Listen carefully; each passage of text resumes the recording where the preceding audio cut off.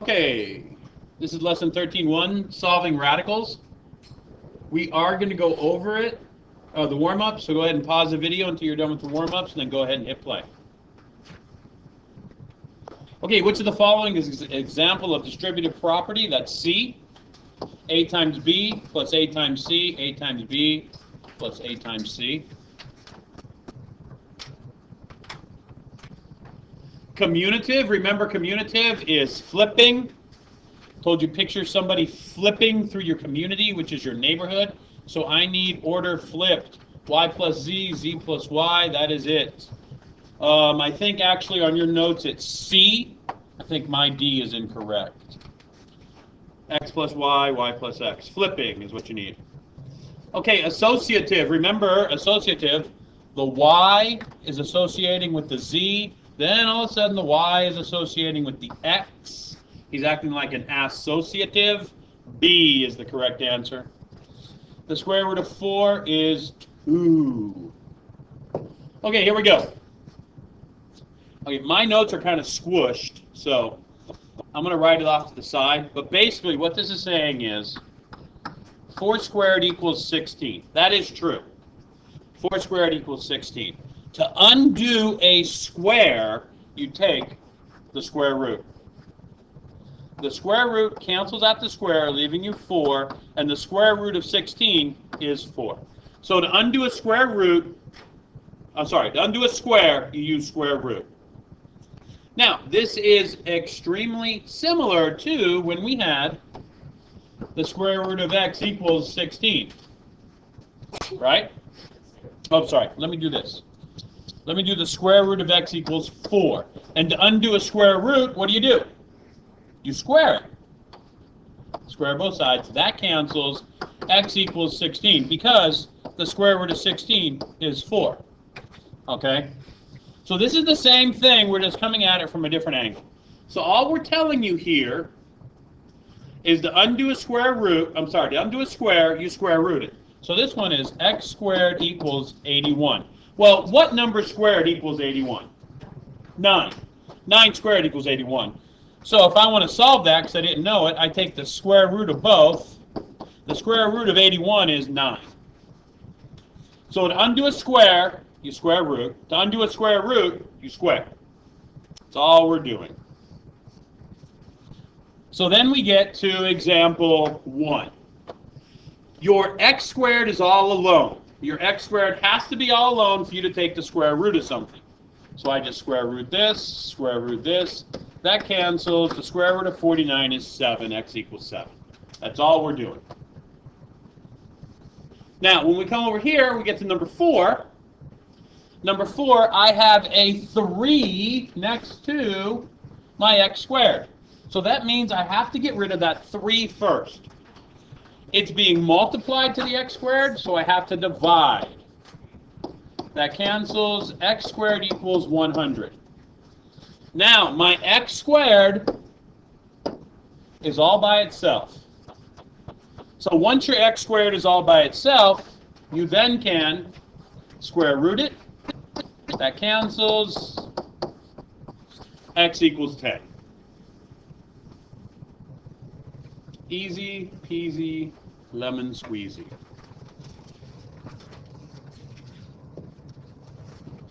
7, 8 are the same. Let's go to 9. Now, 9, I have a loner.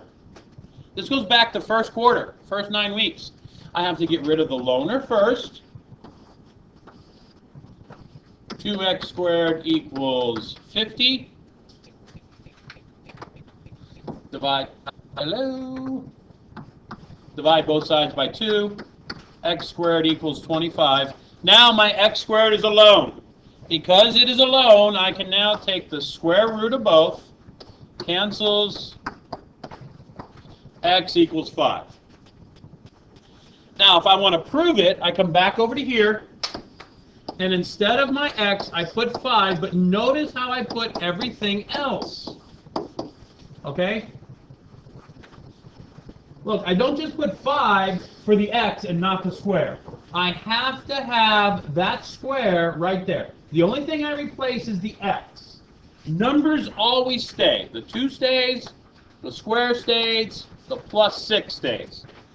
So, this is going to be 2 times 25 plus 6 equals 56. 50 plus 6 equals 56. 56 equals 56. That's how to prove it. If they ever ask you to prove something in algebra, you substitute it back in for the letter and solve. And if it equals what it's supposed to equal, you're golden, Pony Boy. Anybody know what movie that's from? Stay golden, Pony Boy? Outsiders, that's right. Stay golden, Pony Boy. That means 11 and 12 are exactly the same. Now we get to beautiful number 14. We're going to skip that one. We're going to come back to it. I want us to do number 16. Again, the first thing I must do is move the loaner. I lied. I don't want us to do 16 yet. Let's go ahead and do 15.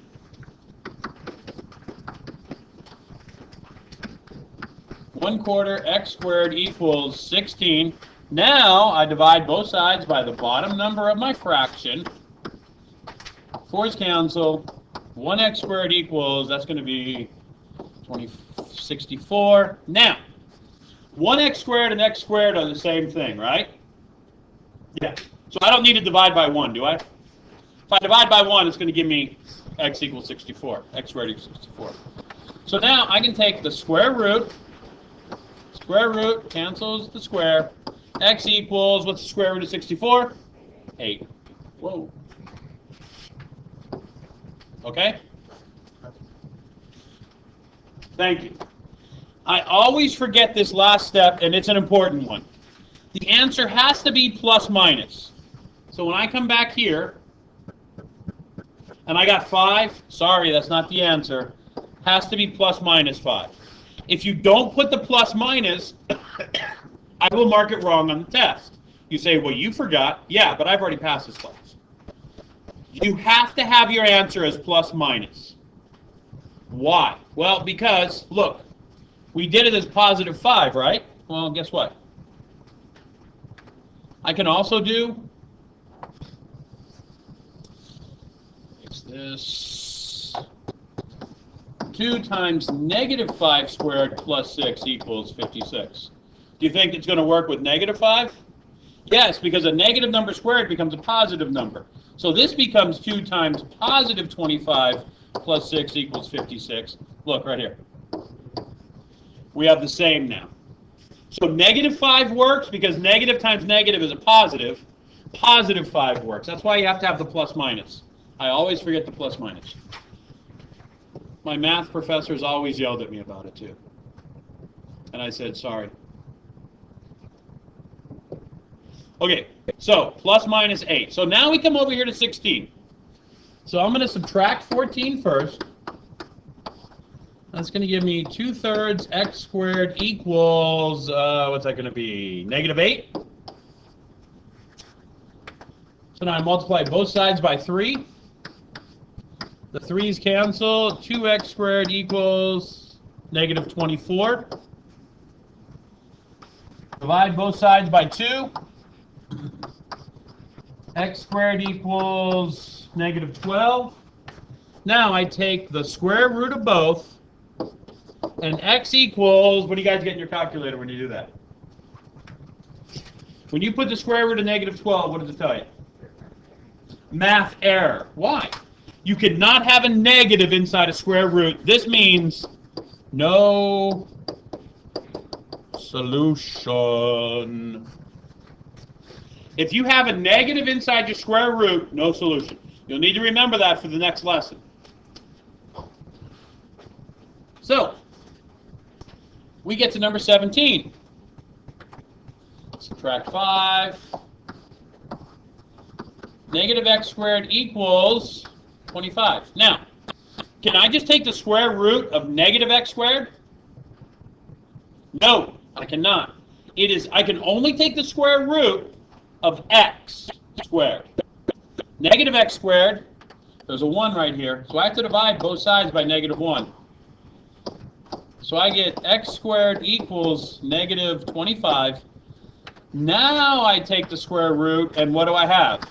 X equals no solution. There's a negative inside your square root. You cannot have a solution.